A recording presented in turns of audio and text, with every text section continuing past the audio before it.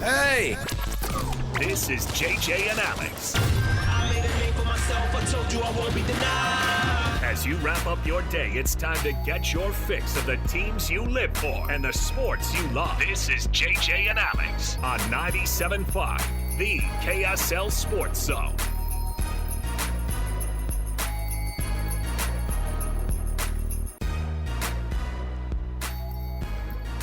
All right, everybody, welcome on in.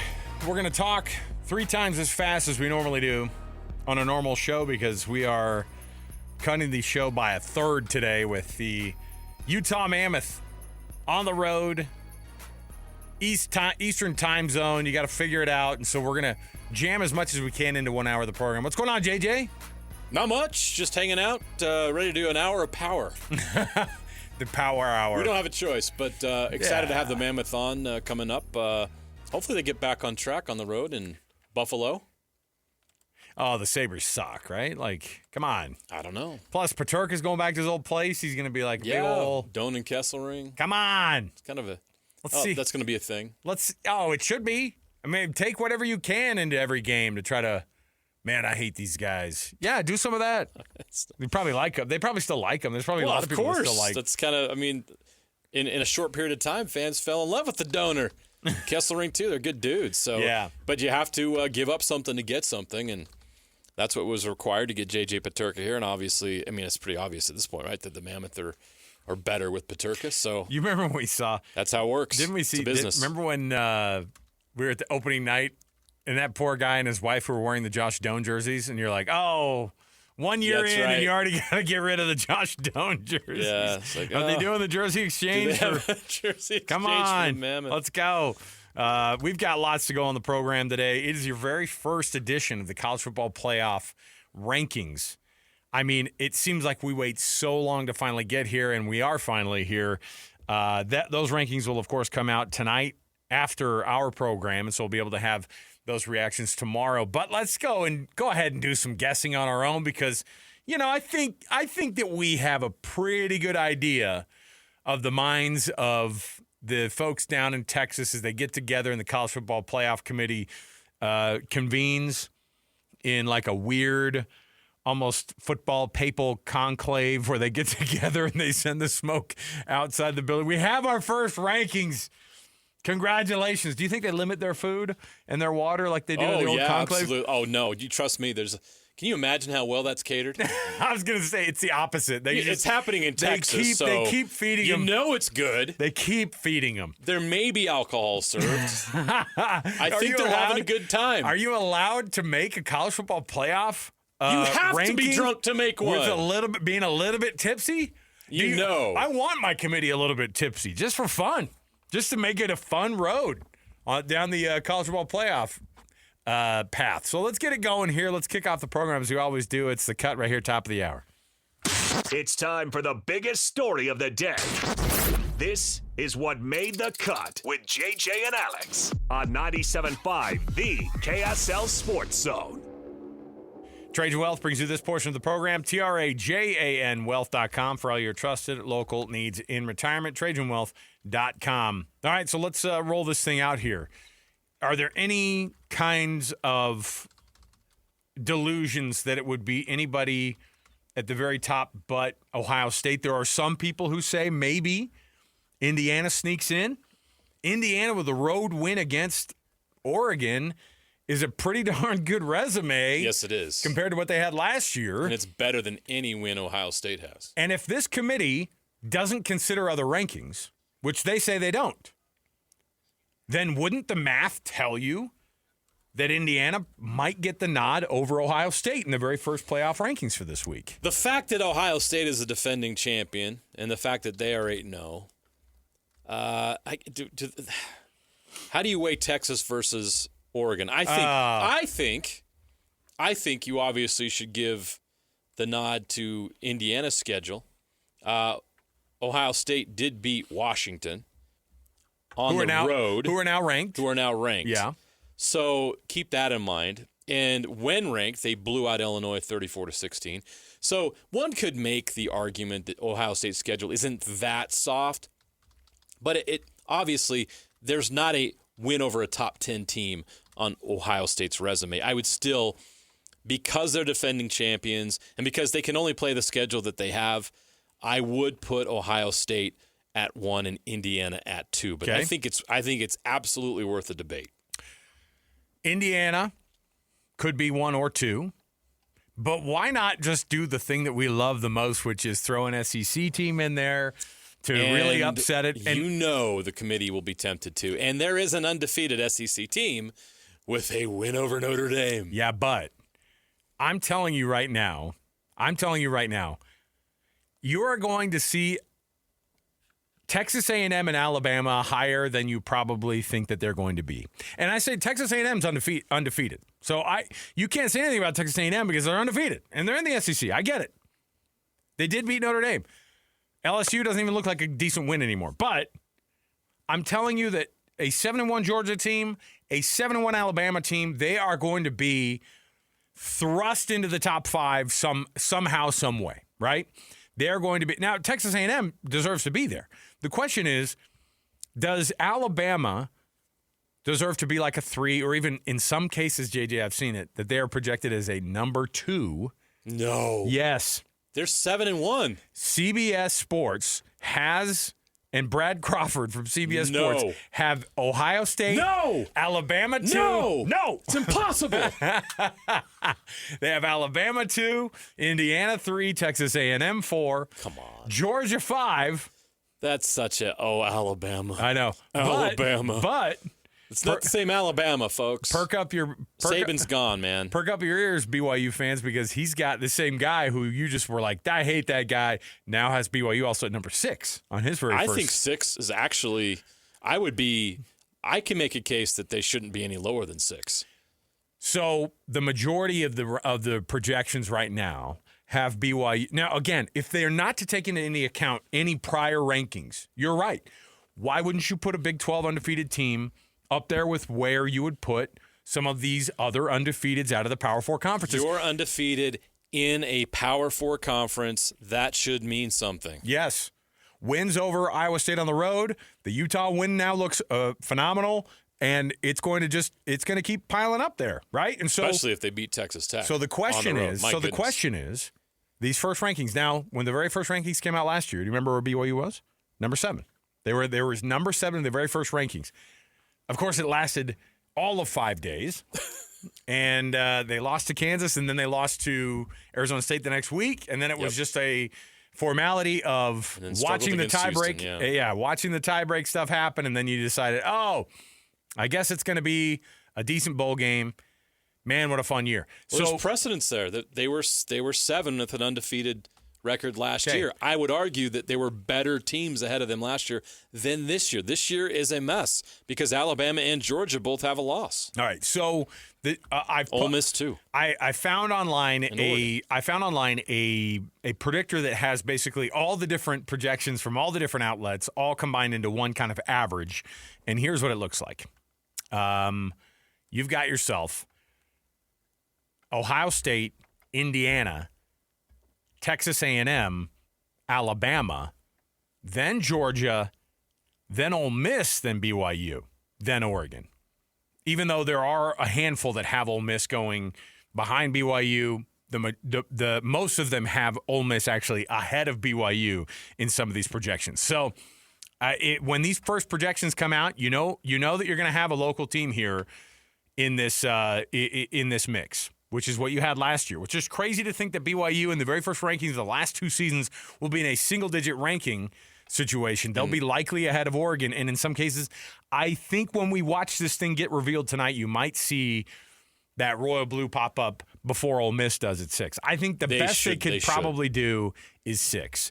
I think that the more likely scenario is probably 7 because I'm not sure why. I don't know if it's a BYU thing they're not sold on. If that's the case, it's an SEC bias. That's what I was going to say. Because Ole Miss, while they have that win over Oklahoma on the road, do you know what their strength of schedule is? 24th. Yeah. And I get Alabama and Georgia. They have a top 10 strength of schedule. Alabama beat Georgia. I get that, why they're there. But not Ole Miss. So then you start to wonder where you're going to shoehorn in some of these other teams. You've got to shoehorn in maybe an ACC team here and there. Virginia's probably going to be the highest ranked. Virginia ACC will team. likely be there. 13. You might see, and in the top 25, obviously, you're going to see teams like Virginia, probably up there in that 9-10 spot. They are really trying hard, JJ, to shoehorn Texas in again. They really are. They really are. It's coming up either and 9, Oklahoma 10. too. 9 or 10. And Notre yes, Dame. and Notre Dame. So we'll see. We'll see how this thing goes. But we'll have those first rankings, of course, and we'll go over them tomorrow. We'll make fun of them extensively. Joining us right now on the program, though, he covers the Utah Utes for KSLSports.com. He is Steve Bartle on the show here with us. Steve, what's going on, man? What's up, fellas? How we doing? Oh, we're just preparing ourselves for what the College Football Playoff Committee is going to do. I'm already mad, and it hasn't even come out. Hasn't come out yet. However, you see how the Big 12 is sort of looked at compared to these other conferences who are not just getting multiple bids. Is there any reason why the Big 12 should not have a couple of teams in by the time it's all said and done? No, I don't think so. I think with what Texas Tech has done this season, with their resume, their level of play and level of execution and production, and all the ratings that point to them and the success that they've had with the investment they've put into that roster and having the talent behind, all of it as well. I think Texas Tech has done a lot. BYU with their resume and what they've done to this point of the season. And then, you've got Utah 7-2. And obviously you look at a lot of the power ratings and stuff, and a lot of those really like Utah and the way that they've performed this season. And they're situated, among top 10, and, an ESPN, SP Plus, and all of these other power ratings. So, I think the Big 12 has done enough where you've got these three teams that have performed really well. BYU, obviously, with the unblemished record, and obviously Texas Tech and Utah performing the way that they have against a lot of, the competition in the Big 12, just dominating in a lot of these games. And then you still have Cincinnati, and you still have these other programs that are knocking on the door of the top 25. I think the Big 12 has done a lot. And also, you're starting to see chaos, really start to hit a lot of these other conferences as well. The ACC this last week really dropped the ball and helped the Big 12 out. So I think at this point, you have to look at the Big 12 as a team that deserves, multiple bids this year. I think they've done enough to warrant that to this point. Now, obviously, it's going to be contingent upon those top programs continuing to take care of business the rest of the way. But I think the Big 12 has done a lot to position themselves for a couple bids this year. So Utah likely anywhere from that 15 to 18 range, probably tonight in the initial college football playoff rankings. And when you consider where they were at, earlier in the season, I mean, that's a pretty good position to be in. They kind of climbed back into the mix. But moving forward, obviously they would have to win out and they need some help. But what is the path for Utah to make it to the final college football playoff rankings, top 12? Path for them is win out, right? You have to take care of your business first and foremost. And you've got three programs in Baylor, Kansas State, and Kansas that when you start to look at how these teams match up against Utah, you really like the way that Utah matches up with them. I think all three of them are in the bottom half of the Big 12 in rush defense, and two of them, I think it's Baylor is 15 and Kansas is 14. So you really like how Utah matches up there, and that's kind of the formula we've seen with those teams in previous matchups. In previous games this season, is that if you run the ball and take care of the ball, you're going to have a chance to win as long as you don't turn it over. You go back to that Kansas State game against Baylor. Kansas State was rolling, moving the ball up and down the field with the run game. And what happens late in that game is Avery Johnson throws a pick six, late in the game to give Baylor that game. So, it's just, you like the way that Utah matches up with these teams in the final stretch of the season. And now that they're on the bye week to regroup, to refresh, and to reset, you like what that is going to mean for Utah moving forward. Now, in order to get to Arlington in the Big 12 title game, obviously they're going to need some help. And, when Utah didn't get a win against Texas Tech or BYU, that's now, they have the upper hand, obviously, and you're going to need some help. And so this weekend's matchup is going to be really interesting, and a lot of Utah fans are going to be paying very close attention to it. Not just Utah fans, but Utah in general going to be paying close attention to that game. By Then paying attention, Steve, just to be clear, you mean rooting for, right? Isn't that what you're saying? Rooting for BYU to win out the rest of the way? Is that what you're saying? That, I mean, if we're talking about the simplest, easiest route to Arlington, Yes. yeah, Yeah. that's what we're talking about. And not every selfishly- Utah fan is going to be rooting for that. No. And selfishly, here in our market, the best thing that could ever happen to this station and to our website is BYU and Utah facing off against one another in the Big My 12 God. championship game. I mean, that would A be. chance to go to the playoff. I mean, my heavens. One of them yes. is- Dude, it would be incredible. So that's all. It would be incredible. Is that too much to ask? Is that we just see these two teams matching up again in Arlington? Hey, we've seen. I don't think so. I no. know. And by the way, like in terms of really good teams in the conference right now, pretty hard to argue against those two being those two teams, right? I mean, and look, Absolutely. so I mean, it's interesting, and yet at the same time, it would be, and we've seen crazier things happen with tie breaks, and so. I don't know. I just love the idea that, but again, Utah just has to win out, which I think they will, and then you got to have a little bit of help, obviously, and I think that BYU has got one mulligan. I know that's probably not what Kalani says to his team, but that's all you've got, and so in these 4 games they have to go 3-1. They couldn't do that last year, and so now, how is it that Utah's turned that corner, Steve, of playing? They've played great football all year, but it's been kind of hit and miss, right? And so not just the 2 losses, but what is it that they have figured out now? Is it just the health of Devin Dampier, or what else is being figured out with this team? It also seems like Wayshawn Parker's finding his way as well. No, this is when you talk about being a player development program, this is the product. You're seeing improvements from where, a few position groups in particular were playing at to begin the season to where they are now. It's almost a night and day difference, right? Utah's just made incremental improvements each and every week, specifically in the defensive secondary where Utah's made great strides. And you look at some of the numbers that, you go to the Cincinnati game. Brendan Sorsby coming in was one of the top quarterbacks in the country. He finishes the game 11 of 33, in large part due to Utah playing man coverage, making things difficult, not giving up a lot of space, a lot of separation. And that group deserves a lot of credit for what that has done for Utah on the defensive side of the ball. You already had a tremendous defensive front that was capable of getting pressure pretty consistently with or without the blitz.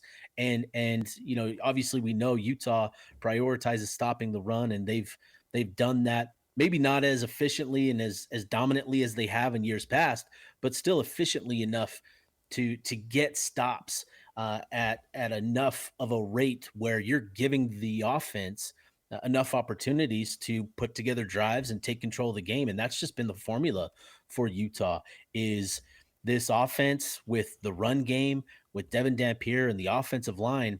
They're able to put together a couple of quality drives, put some points on the board, and then they're off and running with the run game. And again, hitting their average on the season, 267 yards against Cincinnati, that's really been the key. And I think what's been interesting when you talk about the run game specifically is the emergence of Daniel Bray and what that has done for the run game itself.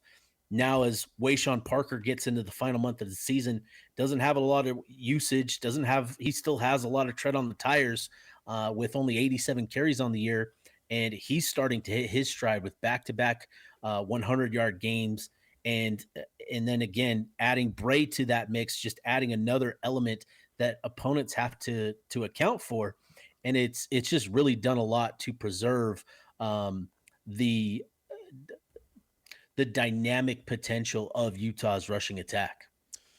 These are not your grandpa's Utah Utes offense. This has been pretty impressive so far, and you got to give Jason Beck a lot of credit for that, and the personnel they brought in have been able to get it done. Steve, they're 10th in scoring offense. I think they're 11th in total offense.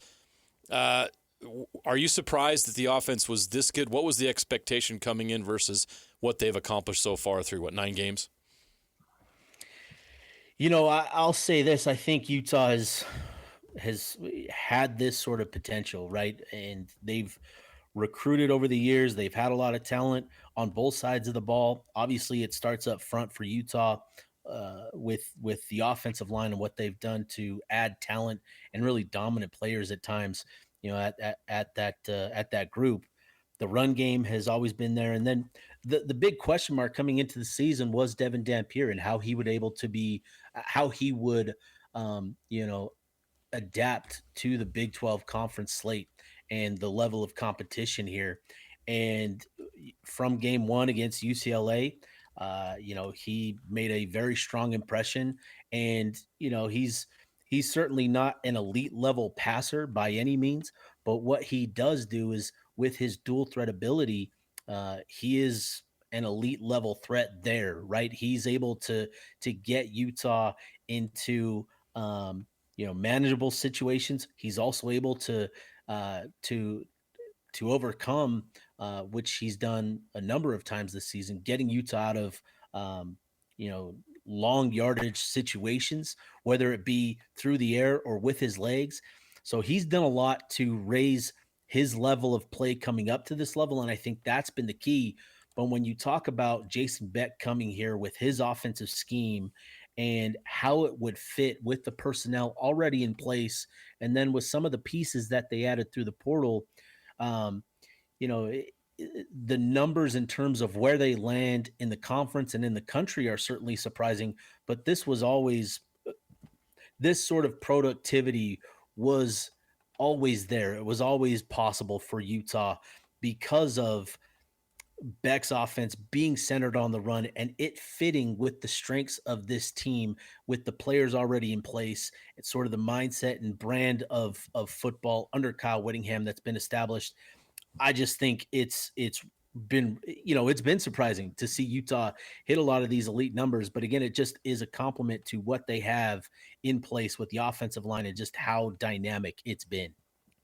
Steve Bartle, Ute Insider for KSLSports.com, joining us here on the program on our short edition of the show as we get you ready for Utah Mammoth.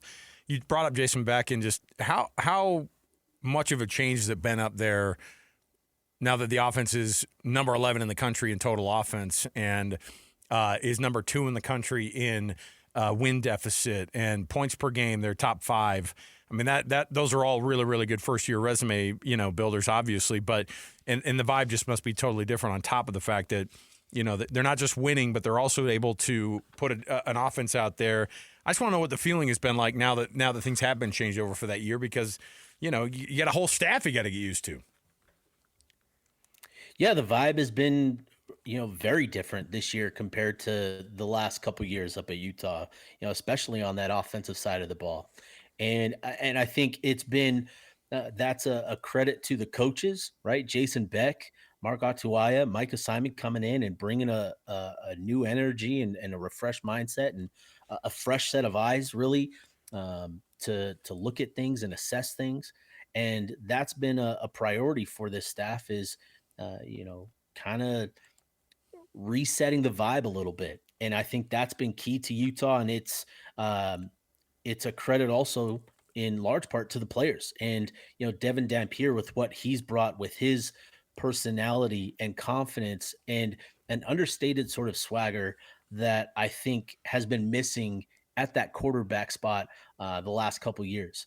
We asked him what to expect. This was, I think, the final week of fall camp, and he was asked what should fans expect, from the offense this season, and he put it pretty simply. We're going to score the ball. We're going to get touchdowns. We're going to score, and so far they've done that this season. And I think just having that sort of mindset and that sort of confidence is really has been really refreshing to kind of follow this year, both with Dampier, but then just what Beck has brought to this offense and what it's meant to Utah. It's really done a lot to help the defense out a lot. Utah's now been able to play more complementary football and really help the defense out. And I think it's worked really, really well for Utah this season. Last one I had for you, Steve. Do you have any update as far as the health of the team goes? Who are some guys that really needed this bye week to get healed up, and how could that help Utah in this final stretch? Yeah, Utah's in pretty good shape. You look at some of the availability reports. You look at Utah's and how they compare to some others in the conference, and theirs is a pretty short list. Now, obviously they're not going to list everybody that has an injury. Everybody has bumps and bruises at this point of the season, but I think Utah's pretty healthy for the most part, and still this bye week came at a really good time. Obviously, you go back to Saturday night's game, and Devin Dampier was out there, and after seeing him against Arizona State, where he truly looked 100%, where he had that sort of elite explosiveness and elusiveness, that was missing. Saturday night. Still mobile enough to create with his legs, but I think the bye week comes at a good time for him. There's a couple other guys. Smith Snowden, I know, wasn't 100% Saturday night against Cincinnati as well. I think the bye week comes at a good time for him, and really just a couple other guys. Dallas Vakalahi, defensive tackle, Semi Tawalonga, the converted tight end, fullback. I think the bye week comes at a really good time for those guys, and I think Utah, beyond just those names, I think everybody getting a couple days to reset and refresh is going to really benefit them moving forward. They've done, Whittingham's talked about it. They've taken a different approach this year in terms of how they've utilized their bye weeks, and they've prioritized more rest. And I think that's really benefited them this season when you look at the injuries and compared to the last couple years where it's been just a lengthy report of season-ending injuries. Utah's done well to manage things, and it's been because they've prioritized a little bit more rest and recovery than they have in years past. Steve Bartle, he's our Utah insider for KSLSports.com. Always does an awesome job breaking this team down, and we're going to be fascinated over the next few weeks how things start to shape up for not just Utah, but of course the Big 12 overall, and just kind of see where everybody shakes out. But in the end, got to win out. If you're Utah, no choice but to win out to even have a chance. And so that's where we're, of course, watching this thing closely. But Steve, thanks for your time, man. We appreciate it. Yeah, appreciate you guys. There you go. Thanks, Steve. Steve Bartle, everybody. Enjoy the bye week. Oh, yeah. A little downtime for the old fam, right? Why not? We got to take a break. When we come back, we got more. Got our Jazz Daily around the corner. Look, I think you were the only person on the entire planet, JJ, that said that the Jazz weren't going to win that game yesterday. I can't believe you would have given them that. I am an idiot. How dare you? We'll come back. We'll talk about, of course, that big win in Boston to get things going on this East Coast swing. Kenny J's Barbecue. Get this thing going for Thanksgiving. Make it unforgettable with Kenny J's Barbecue. Skip the stress. Bring home slow-cooked perfection. Pre-order your Thanksgiving meal today and blow away the family with the smoked turkey they do there. Of course, brisket on Thanksgiving would always be appreciated. All you have to do is text them, 230-5396. That's 801-230-5396. Kenny J's Barbecue. That's where Hans and Scotty are going to be, by the way, on Wednesday, so join them there at Kenny J's at the District. We'll take the break here. We'll come back. Jazz Daily next, right here, 97.5 the KSL Sports Zone.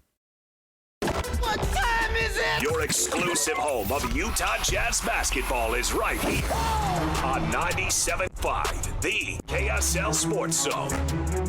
Finds Markkinen, left corner three, rattles around and down. Why?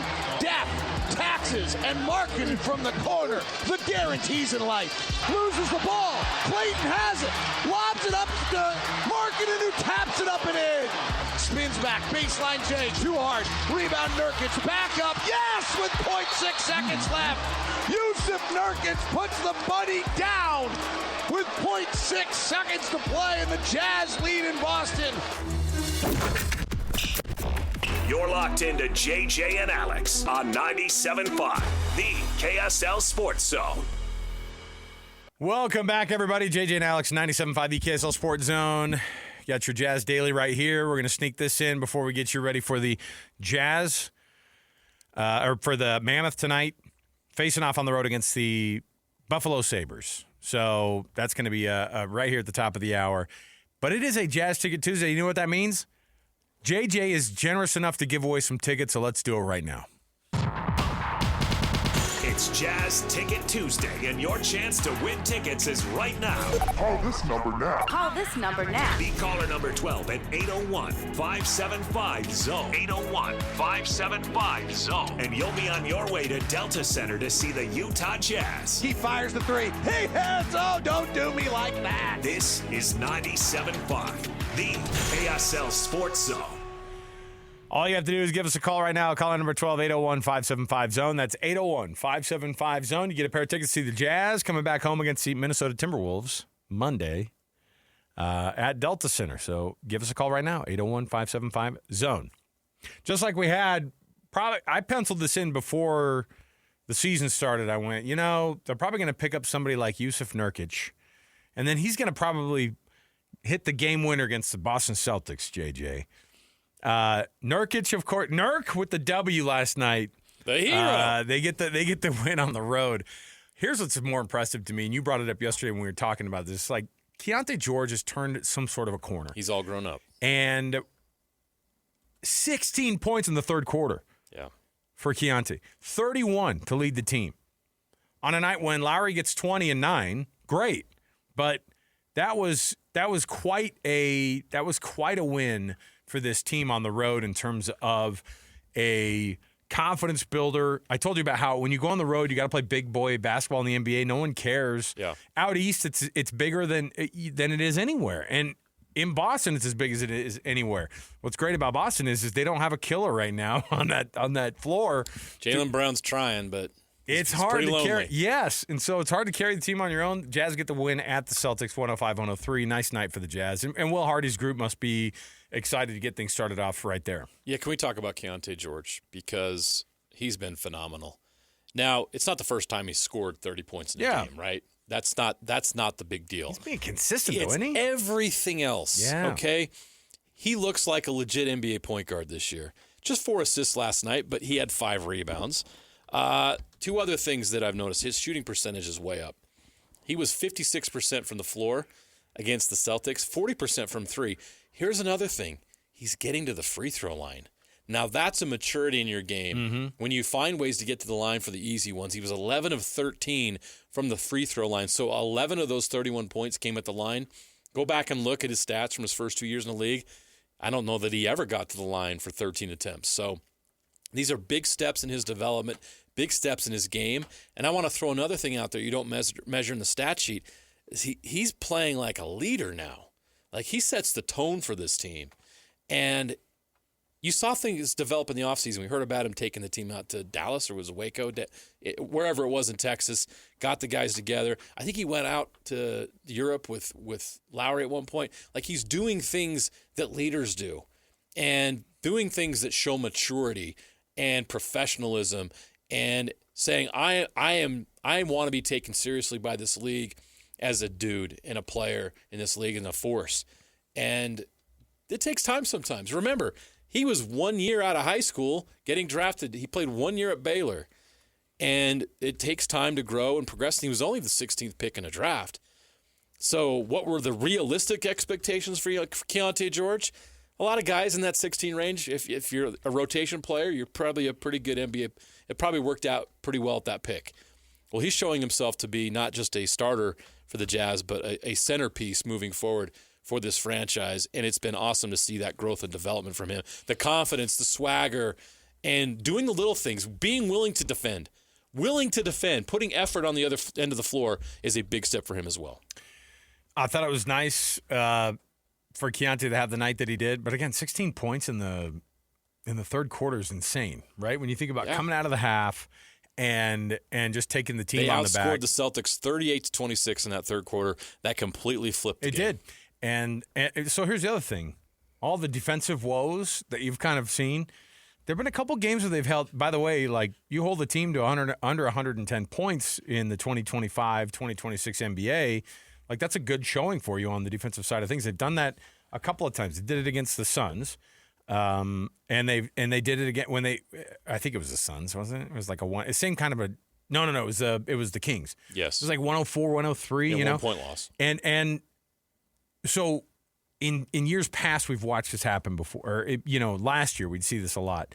I brought it up before. They would find ways to lose games like last night by 17, right?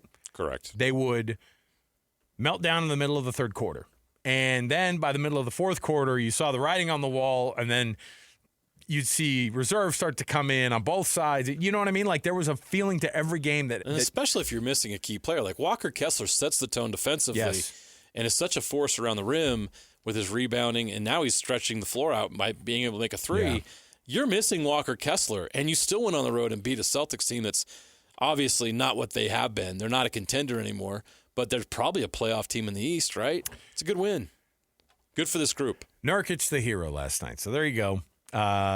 We'll take a quick break. We'll come back. Before we do, I want to make mention because I was talking. Did we give away those tickets, by the way? Oh yeah, he's got it. Good. I just want to make sure because we're doing this all year long. Jazz Ticket Tuesday, of course. We'll take the break. Before we do, you can nominate the Youth Sports Volunteer that you know for the Hercules Hero of the Week award. Just go to KSLSports.com/contest, nominate that Hercules Hero of the Week, and they get a reward from the folks at Hercules First Federal Credit Union and Beehive Meals, who both sponsor this program. We'll take a break. We'll come back. We'll get you ready for the Mammoth. Top of the hour. Stay with us. 97.5 KSL Sports Zone. Your home for the best coverage of the Jazz, Utes, and Cougars is right here on the Zone. This is JJ and Alex on 97.5, the KSL Sports Zone. Welcome back, everybody. It is JJ and Alex, 97.5 KSL Sports Zone. I want to remind you, every Wednesday is a Win Ticket Wednesday. You can win tickets this week to the Holiday Lights at the Ballpark at America First Square. Brand new immersive holiday tradition starting November 14th. Reserve those tickets. The Ballpark at AFS.com. You can listen all day long tomorrow on a Win Ticket Wednesday. JJ, real quickly, Mammoth versus the Sabres. Sabres are on the second night of a back-to-back. They went into overtime and won last night against Washington. Good for them. Let's see how the Mammoth can do it tonight. Do they get the dub? Yeah, they do. The Mammoth will win in Buffalo. I think that that coming off a couple of losses, that team's going to refocus tonight and they've done really well on the road. So I expect that focus to continue. I expect a dub in Buffalo. Over under on I'm gonna set it to 1.5 on Peterka goals. You taking the over or the under? Under. Maybe one. Okay. Mammoth are next right here in your home of the Utah Mammoth, 97.5 KSL Sports Zone.